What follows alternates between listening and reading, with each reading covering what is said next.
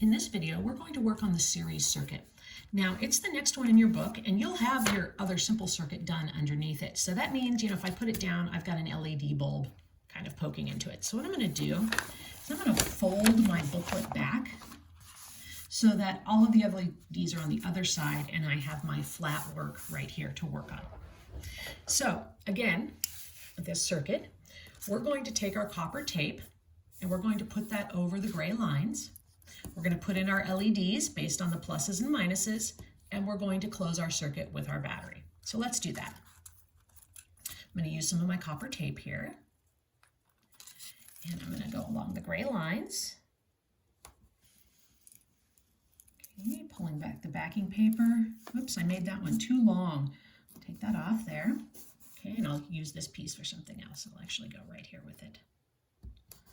Okay, I'm going to finish putting on my tape, smoothing it down and making sure my overlaps are really good. I don't know if I've got long enough for this last piece. See what happens if you pull the backing paper off? You'll get the copper tape stuck to itself, and then it does nothing. So you've got to be really careful. Sometimes even I make mistakes.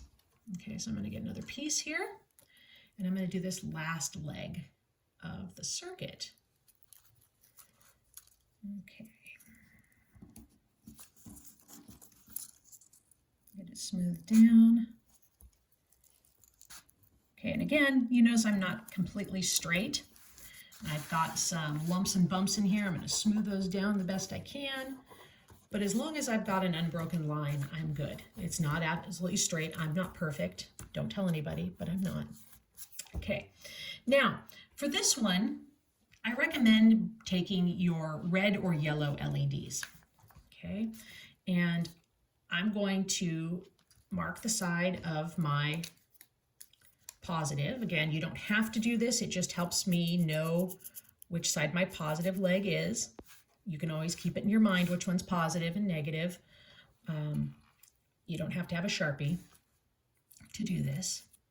Okay, but if you do, it's a good way of marking your circuit.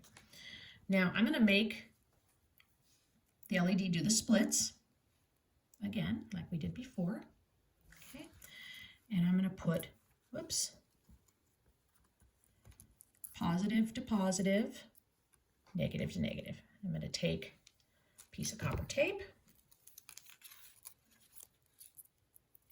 and I'm going to make sure that those legs are really good in touching the copper, tape underneath,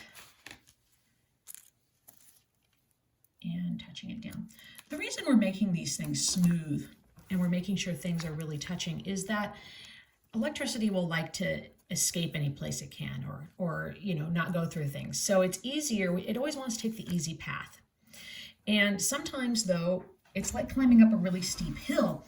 If it doesn't have enough oomph to make it up the hill because the hill's got problems with it, maybe it's not overlapped enough, or there's bumps in the circuit and things, then it's not going to want to make its way up that hill. And that way, you just aren't powering. It doesn't have enough oomph behind it or power behind it to get the light bulb to turn on. Let me open up the other legs here. I'm going to stick these down. Okay. All right. I'm going to put the tape on that one. Get that on really good down there. And I'm going to put the tape on this one. Great. Now, I've got my tape. Goes through the positive leg, positive leg, negative leg, back to the battery.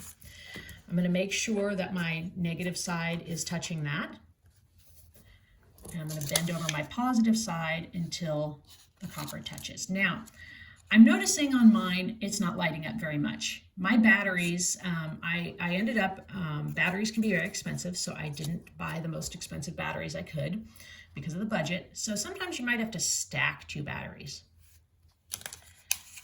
Okay, now that I've stacked two batteries, I've given it a little more power to go through, a little more voltage. And so now my lights can go through in series. So I could write down, no, my circuit didn't work the first time. If it didn't work the first time, what did you do to get it to work? Well, I had to add an extra battery. Maybe you had to make sure your copper was smoothed down. Maybe you had to make sure that the legs of the batteries were in place.